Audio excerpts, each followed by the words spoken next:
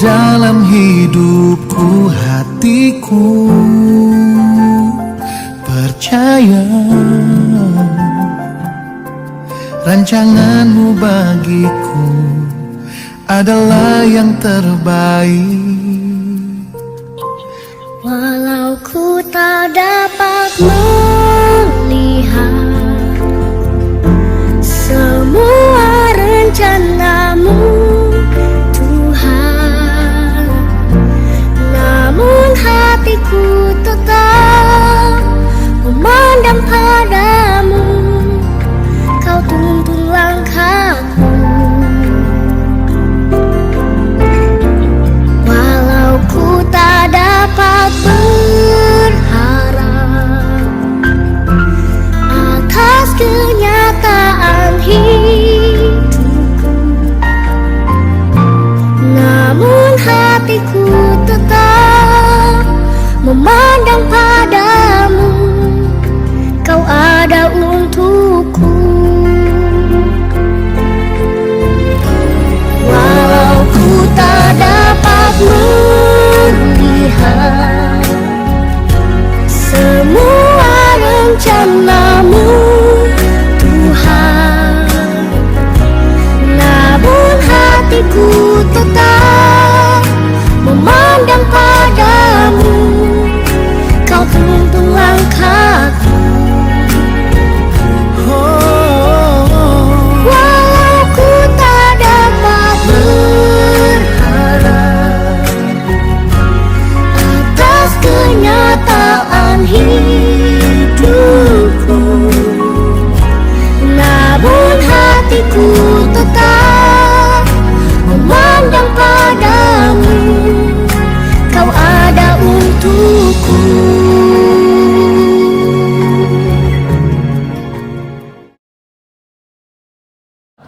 Selamat pagi saudara-saudara yang saya kasih di dalam nama Tuhan Yesus Kristus. Sebelum kita akan mendengar kembali kebenaran firman Allah, kita akan tundukkan kepala, kita akan masuk dalam doa. Tuhan, hidup bagi kami adalah Kristus. Sebab itu tatkala Engkau masih memberi nafas di dalam kehidupan kami masih punya pengharapan. Karena pengharapan itu kami taruh di dalam Engkau.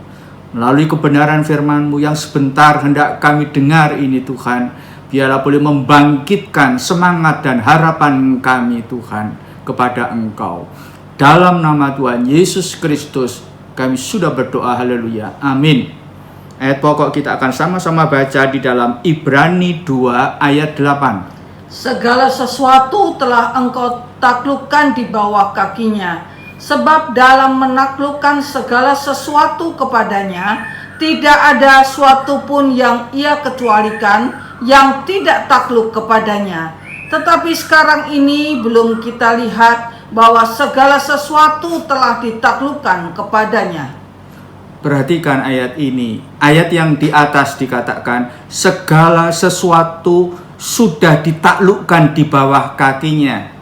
Kemudian yang bawah kita baca, tetapi sekarang ini belum kita lihat semuanya.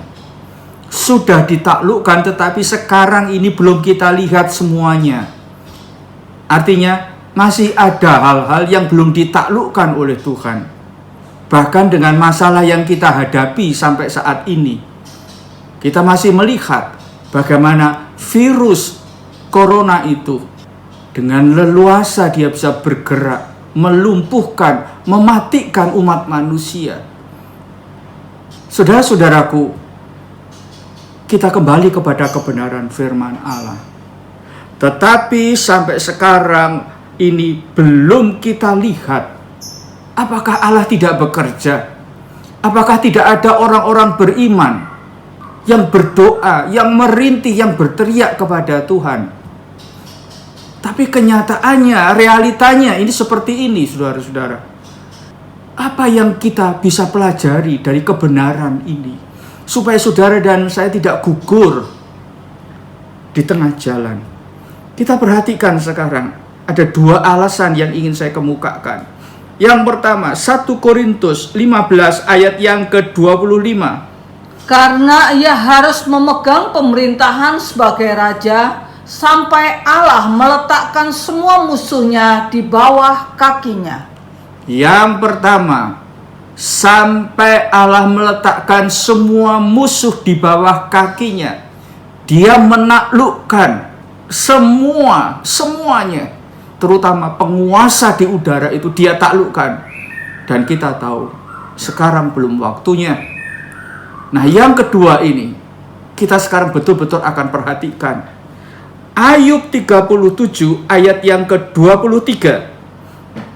Yang Maha Kuasa yang tidak dapat kita pahami, besar kekuasaan dan keadilannya. Walaupun kaya akan kebenaran, ia tidak menindasnya. Yang Maha Kuasa tidak bisa kita pahami. Dengan akal kita yang sederhana tidak bisa kita pahami. Betapa besar kuasanya, ayat ini dikatakan. Betapa besar keadilannya, kita tidak bisa memahami. Panca indera kita ini setelah jatuh di dalam dosa manusia, panca indera ini tidak bisa berfungsi dengan maksimal. Maka Allah berbicara lewat hati kita. Apa yang tidak dilihat, didengar, tercium, teraba, terasa, itu diadakan oleh Allah melalui hati nurani kita. Nah, saudara-saudaraku, kita sekarang berpegang kepada Ayub ini, pasal 37 ayat 23 ini. Dikatakan, kaya kebenaran dan bukan untuk menindas. Dia itu kaya kebenaran, tetapi kebenaran itu bukan untuk menindas. Kebenaran itu untuk dia berikan agar kita itu hidup lebih baik, hidup lebih berkenan kepada Tuhan. Kalau saudara dan saya itu menyenangkan hati Tuhan, dalam keadaan apapun juga, saudara dan saya akan bisa menikmati, akan mengakui betapa besar kuasanya bagi kita yang percaya. Kita buka Alkitab di dalam Ayub 7 ayat yang keempat. Bila aku pergi tidur, maka pikirku, bilakah aku akan bangun? Tetapi malam merentang panjang, dan aku dicekam oleh kegelisahan sampai dini hari. Aku dicekam oleh kegelisahan sampai dini hari. Dicekam oleh kegelisahan. Dalam bahasa Inggris, tossing until dawn. Artinya, dilemparkan sehingga jatuh. Until, dilempar sampai jatuh. Jadi kalau dilempar satu kali belum bisa jatuh, 2 kali, 3 kali, tapi tujuan akhirnya itu supaya saudara dan saya jatuh.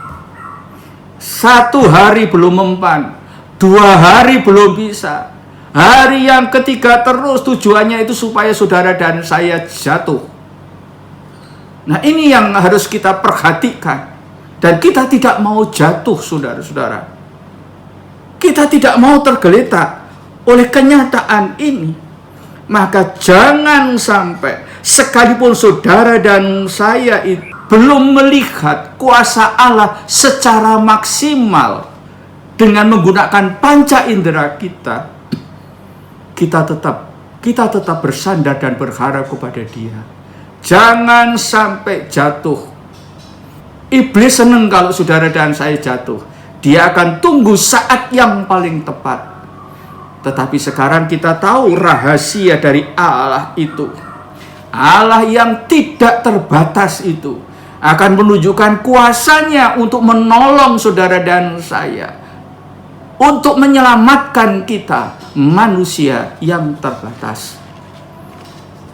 Itulah sebabnya Dia menawarkan kebenaran firman Allah ini bagi kita, Matius pasal 11 ayat yang ke-28. Marilah kepadaku semua yang letih lesu dan berbeban berat, aku akan memberi kelegaan kepadamu. Kelegaan yang Tuhan berikan itu kelegaan yang mendatangkan manfaat bagi kehidupan rohani kita, kehidupan keluarga kita, rumah tangga kita, usaha kita semuanya. Saudara-saudara, Tuhan katakan, mari datang kepadaku. Jadi jangan sampai kendor, saudara-saudara. Jangan sampai kehilangan semangat untuk menghampiri Allah. Kalau saat ini saudara dan saya masih belum diizinkan oleh Tuhan untuk berkumpul bersama-sama berbakti, tapi tawaran dari Allah, marilah datang kepadaku, aku akan memberikan kelegaan. Itu masih berlaku bagi saudara dan saya. Kita bisa saja berkata, Tuhan, aku bisa menghasilkan kelegaan dengan usahaku sendiri. Aku bisa tidur nyenyak. Aku bisa tidur nyenyak. Sekarang saudara perhatikan, apa perbedaan kelegaan yang dihasilkan oleh kemampuan kita sendiri dan kelegaan yang dihasilkan oleh pekerjaan dari Allah Roh Kudus. Kita akan melihat perbedaannya, saudara-saudara. Yang pertama, kelegaan itu menyangkut pribadi saudara dan saya. Kita buka Alkitab, kita akan sama-sama baca di dalam Yehezkiel 36 ayat 32. Bukan karena kamu, aku bertindak, demikian firman Tuhan Allah. Ketahuilah itu. Merasa malulah kamu, dan biarlah kamu dipermalukan karena kelakuanmu, hai kaum Israel. Biarlah kamu malu dan dipermalukan karena kelakuanmu, hai Israel. Ini berkaitan dengan perbuatan-perbuatan kita, tindakan-tindakan kita, di mana seharusnya kita itu malu, saudara-saudara. Karena kita ini umat Allah. Bukan berarti kita tidak ada salahnya, tidak ada kekurangannya. Tetapi setiap kali saudara dan saya berkata, aku bisa tidur nyenyak. Sekalipun. Tidak ada yang dibereskan di hadapan Tuhan. Kelelapan di dalam tidur itu tidak merupakan bukti bahwa saudara dan saya itu tidak lagi melanggar kebenaran-kebenaran firman Allah. Kelelapan itu bisa terjadi karena saudara dan saya pakai obat. Kelelapan itu bisa terjadi karena saudara dan saya terlalu lelah. Tetapi kalau sudah menyangkut pelanggaran, saudara-saudara, apalagi sudah tertutup hatinya sudah jadi batu, maka tidur lelap pun dia akan merasa ini dari Tuhan. Kita harus hati-hati waktu kita menghadapi atau merasakan sikap yang seperti ini. Yang kedua sekarang, saudara-saudara, Allah akan memberikan kelegaan. Bukan hanya menyangkut pribadi kita yang kita perlu bereskan, tetapi yang kedua sekarang menyangkut hubungan kita dengan sesama. Coba kita buka di dalam Lukas pasal 17 ayat yang keempat. Bahkan jikalau ia berbuat dosa terhadap engkau 7 kali sehari, dan 7 kali ia kembali kepadamu dan berkata, aku menyesal, engkau harus mengampuni dia. Perhatikan, kalau sampai ada orang yang datang kepada kita dan berkata kepada saudara dan saya, aku menyesal, aku sudah merugikan engkau, aku sudah melukai engkau, aku sudah mencemarkan nama keluargamu, aku datang, aku menyesal. Tetapi karena kekerasan hati kita, maka kita bisa berkata kadang-kadang dengan sinis, saudara-saudara, enggak, aku tidak mau mengampuni. Tidak mau mengampuni. Nah, kalau hal ini kita biarkan, kita pikir kita yang untung, saudara-saudara. Kita pikir bahwa biar orang lain itu menerima akibatnya, menerima dampaknya. Dia harus tanggung. Lalu kita keluar sebagai pemenang. Apakah seperti itu perintah Tuhan?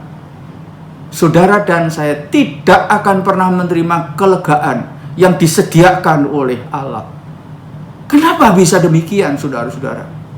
Mazmur 106 ayat 32-33. Mereka menggusarkan dia dekat air Meribah, sehingga Musa kena celaka karena mereka. Sebab mereka memahitkan hatinya, sehingga ia teledor dengan kata-katanya. Perhatikan di situ, Musa jadi pahit hatinya karena mendengar, karena diperlakukan oleh bangsa Israel. Waktu hatinya menjadi pahit, maka dia menjadi teledor dengan kata-katanya. Teledor dengan kata-katanya. Teledor di dalam bahasa Inggris adalah rashly. Artinya tidak terkontrol, terburu-buru, tanpa pertimbangan. Saudara-saudaraku, mari kita renungkan betapa bahayanya waktu saudara dan saya itu memiliki hati yang pahit.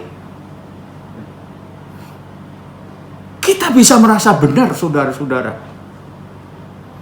Tapi hati yang pahit itu selalu membawa bencana. Dan ternyata bencana itu menimpa diri kita terlebih dahulu. Sehingga saudara dan saya menjadi anak-anak Tuhan yang waktu menghadapi satu hal yang paling kecil pun tidak ada pertimbangan. Karena hati dipenuhi dengan kepahitan, tidak ada pertimbangan. Sudah merasa paling benar. Tidak ada lagi kontrol. Siapa yang berani mengontrol kita? Siapa yang berani mengontrol saudara? Kalau orang-orang yang ada di sekitar kita tahu karakter kita. Setiap kali kita teledor, setiap kali kita diingatkan, bukannya terima kasih, malah keluar rangkaian kata-kata yang menyakitkan. Teledor artinya terburu-buru. Terburu-buru. Tidak setiap permasalahan itu bisa kita selesaikan secara otomatis. Timbang saudara matang-matang. Tetapi emosi yang tidak terkontrol selalu melahirkan kerusakan, kekalahan. Tuhan tawarkan kepada kita semuanya, aku akan memberi kelegaan.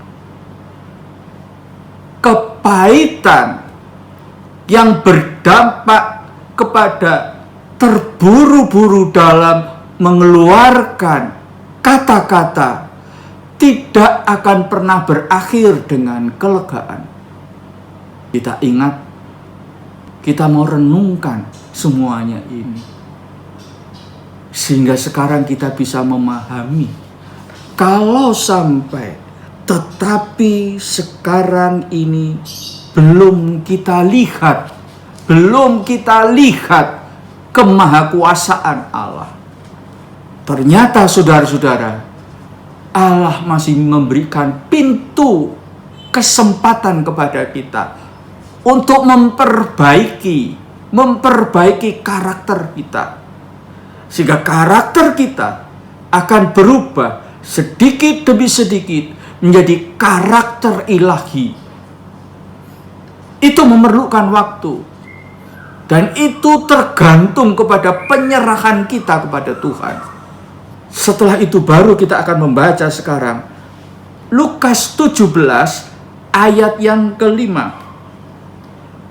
Lalu kata rasul-rasul itu kepada Tuhan, tambahkanlah iman kami. Lihat,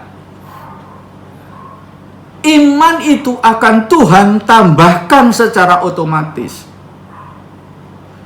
apabila sikap kita, keterbukaan kita di hadapan Allah sudah dibereskan.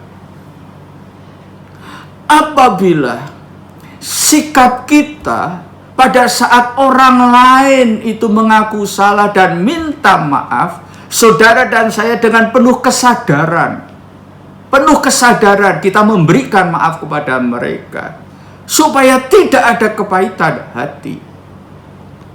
Barulah muncul ayat kelima, tambahkanlah iman kami. Apalah artinya saudara dan saya bisa punya iman yang bisa memindahkan gunung apabila hati itu penuh kepahitan? Bukankah gunung itu tidak dipindahkan, tapi gunung itu di mana di dalamnya ada magma justru akan meletus dan menghancurkan kita semuanya. Puji Tuhan, pada pagi hari ini Tuhan ajar kita untuk berpikir secara realistis. Kemahakuasaannya itu menyangkut perbaikan dalam kehidupan rohani kita sebagai anak-anak Tuhan. Sehingga pada waktu malam seperti Ayub, tatkala dia berkata, aku susah tidur, maka saudara dan saya tidak akan mengakhiri malam yang gelap itu dengan kepedihan, dengan kepenatan. Tidak, saudara-saudara. Yang mencekam, yang jadi permasalahan itu sudah dibereskan pada waktu kita menghampiri Dia yang berkata, marilah, aku kasih kelegaan kepadamu. Kita buka Alkitab sebagai ayat penutup yang ingin saya sampaikan kepada saudara. 2 Petrus 1 ayat yang ke-19. Dengan demikian kami makin diteguhkan oleh firman yang disampaikan oleh para nabi. Alangkah baiknya kalau kamu memperhatikannya sama seperti memperhatikan pelita yang bercahaya di tempat yang gelap sampai fajar menyingsing dan bintang timur terbit bersinar di dalam hatimu. Bagaimana supaya firman Allah itu meneguhkan hati saudara-saudara? Kalau saudara perhatikan dengan sungguh-sungguh, saudara akan jadi teguh. Jadi kalau kita mendengar firman Tuhan, hanya cukup mendengar tapi tidak memperhatikan, tidak mencermati, saudara-saudara, berapa banyak pun kali kita dengar firman Tuhan, saudara tidak akan menjadi teguh. Hanya cukup jadi pendengar saja. Pendengar tidak akan menghasilkan buah. Tetapi mendengar sehingga saudara dan saya jadi teguh. Keteguhan itulah yang membuat saudara dan saya itu meletakkan hidup kita di atas dasar yang kuat. Kemudian ayat itu dilanjutkan. Waktu itu kita diteguhkan, kita memperhatikan, sehingga firman Allah yang tadinya seperti pelita, dari pelita sekarang meningkat menjadi fajar menyingsing. Dari fajar yang menyingsing itu sekarang meningkat menjadi bintang timur terbit bersinar dalam hati. Lihat tahapan-tahapan. Kalau dikatakan awal mulanya firman Tuhan itu seperti pelita di dalam hidup kita, menerangi hidup kita, itu berarti sekeliling itu gelap. Tapi lumayan ada pelita. Tapi kita tidak mau di dalam hidup kita. Hari ini sekeliling gelap. Minggu depan sekeliling gelap, itu berarti pelita, dan terus pelita. Harus ada peningkatan. Kebenaran firman Allah itu seperti fajar yang menyingsing. Jadi firman Allah itu akan menerangi, sehingga gelap itu berangsur-angsur hilang. Berangsur-angsur hilang. Firman Allah itu seperti matahari, saudara-saudara, yang semakin hari semakin nyata. Semakin hari itu semakin menyatakan kuasa, kemuliaan Allah. Sehingga ketakutan, keraguan-raguan, kelesuan sedikit demi sedikit hilang oleh kuasa firman itu. Nah, ini yang kita perlukan pada masa sekarang ini. Kita memerlukan semuanya itu. Sampai satu saat kebenaran firman Allah itu bagaikan bintang timur yang terbit bersinar di dalam hati. Bintang timur terbit bersinar di dalam hati saudara dan saya. Bintang timur itu fungsinya jauh lebih indah. Lebih indah. Dikatakan bintang timur itu untuk menunjukkan ada pengharapan, ada kehidupan. Tetapi bintang timur itu juga bisa dijadikan sebagai penuntun. Penuntun ke tempat yang lebih baik, ke tempat yang lebih berkenan. Itu firman Allah. Nah, kita mau berdoa, tetapi kita juga mau berusaha. Kita mau kasih tempat seluas-luasnya kepada kebenaran firman Allah. Sehingga kalaupun saat ini dengan situasi yang ada, kita itu masih belum bisa memahami sampai di mana peranan kuasa Allah atas alam semesta ini. Mari kita mau belajar. Kita mau berdoa dengan segala kerendahan hati. Tuhan, biar firman-Mu itu sekarang seperti pelita. Dan aku mau berkembang seperti fajar menyingsing, sehingga aku bisa lebih memahami situasi yang ada, bagaimana aku harus menyikapinya. Karena aku yakin satu saat kebenaran firman-Mu itu akan nyata, terbuka seperti bintang timur yang bersinar di dalam hatiku. Saudara tidak akan lagi diliputi oleh keraguan-raguan. Bagi Tuhan, siang ataupun malam sama saja, bisa membedakan. Anak-anak Tuhan juga, saudara dan saya, bisa membedakan.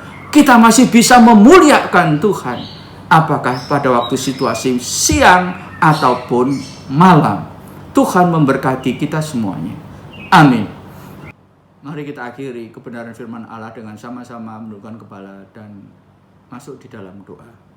Terima kasih Tuhan pada pagi hari ini. Kalau Engkau Tuhan masih berfirman kepada kami semuanya Tuhan. Bumi dan isinya segera berlalu, bisa hancur. Tetapi firman Allah akan tetap kekal selama-lamanya. Dan firman itu ada di dalam hati kami masing-masing. Kami imani semuanya itu. Terpujilah nama-Mu. Dan sekarang saudara-saudaraku, biarlah saudara-saudara boleh menjalani kehidupan ini bersama-sama dengan Allah Bapa, Allah Anak, Allah Roh Kudus, yaitu Tuhan Yesus Kristus. Haleluya. Amin.